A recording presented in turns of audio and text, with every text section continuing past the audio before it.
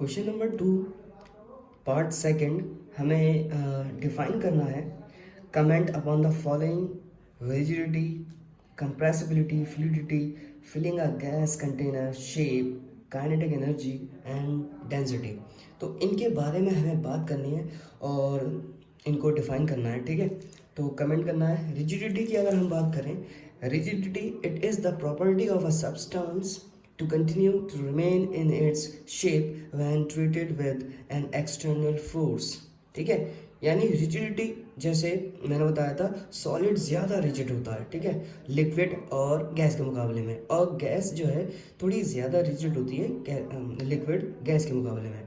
ठीक है, यानी ठोस कितना होता है वो, किसी भी सब्सटेंस की ऐसी प्रॉपर्टी जिसकी वजह से वो जो है, यानी कोई भी स्टेट ऑफ मैटर जिसमें वो अपने शेप को कंटिन्यू रख सकता है उसके अपने ओरिजिनल स्टेट में, जब उस पर एक्सटर्नल फोर्स अप्लाई किया जाता है। ठीक है, यानी अपने शेप को वो बरकरार रखता है और जब भी इसके ऊपर एक्सटर्नल फोर्स अप्लाई किया जाता है। ठीक है, तो this is all about rigidity. और रिजिड में सबसे ज़्यादा रिजिड कौन होता है? सॉलिड होता है। सेकेंड पार्ट में हमें देखना है कंप्रेसिबिलिटी के बारे में।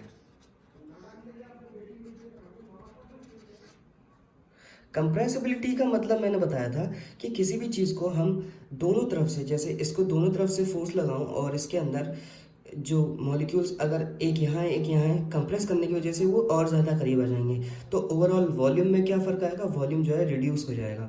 ठीक है, तो कंप्रेसिबिलिटी क्या है इसके बारे में मैं लिख देता हूँ।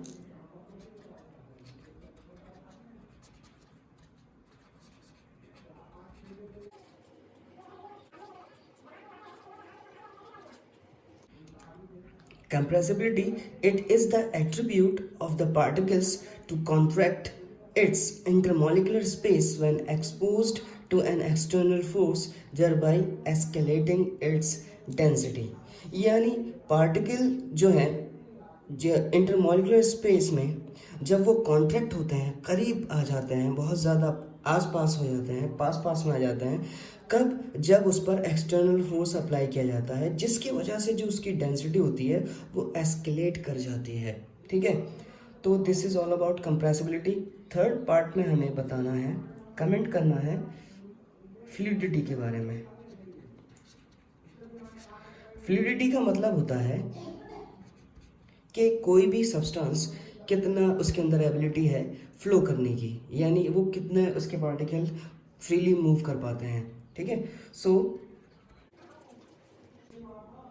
सो it is the ability of a substance to flow और मूव अबाउट फ्रीली। तो फ्लूइडिटी सबसे ज़्यादा किसकी होगी?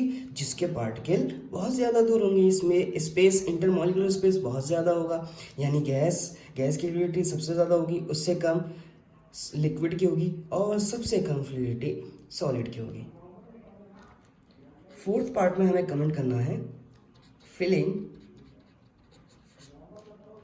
The gas container.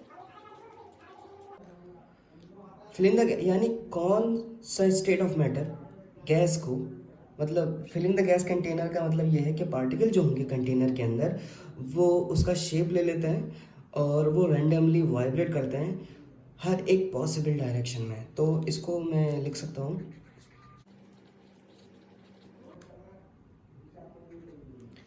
यानी the particles in a container take its shape as the randomly vibrates in all possible directions.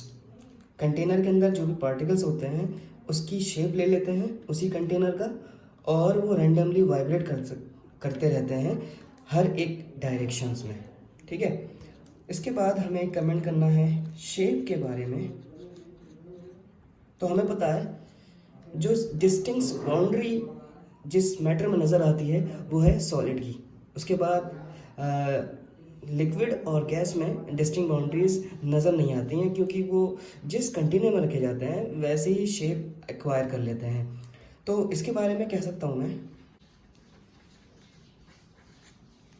It is the definite structure of an object with in an external boundary.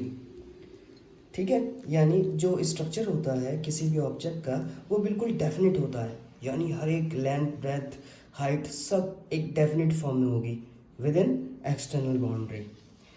और इसके बाद हमारा last है kinetic energy. अब kinetic energy वो energy होती है जो उसकी वेलोसिटी की वजह से पोजेस करती है। यानी काइनेटिक एनर्जी वजूद में कब आती है, जब पार्टिकल के जो वेलोसिटी है, पार्टिकल के अंदर एक पर्टिकुलर स्पीड एक्वायर हो जाती है, तो काइनेटिक एनर्जी पैदा होती है। ठीक है, तो हम कह सकते हैं इसके बारे में, यानी motion allows particle to possess energy which is referred to as kinetic energy। यानी मोशन जो पार्टिकल के अंदर आ जाता है, जिसकी वजह से जो एनर्जी पैदा होती है वही एनर्जी काइनेटिक एनर्जी आती है। यानी सबसे ज़्यादा जो काइनेटिक एनर्जी होगी वो गैसियस स्टेट में होगी, उसके बाद लिक्विड में होगी, उसके बाद सॉलिड में होगी। तो ये बातें थी। ये क्वेश्चन नंबर 2 का बी पार्ट था। आखिरी पार्ट जो है इसका वो था क्वेश्चन नंबर 2 बी पार्ट से डेंसिटी। डेंसिटी की डेफिनेशन जो है क्वेश्चन नंबर 1 में भी है इसी एक्सरसाइज के। It is the mass per unit volume. तो मास पर यूनिट वॉल्यूम में जो ये फॉर्मूला निकल के आता है, डेंसिटी को वैसे हम रो से डिनोट करते हैं और m/v। और डेंसिटी की जो एसआई यूनिट होती है वो होती है kg, यानी मास को kg में कहते हैं, और वॉल्यूम जो होता है वो मीटर में होता है, एसआई यूनिट। तो kg पर मीटर क्यूब ये एसआई यूनिट होती है।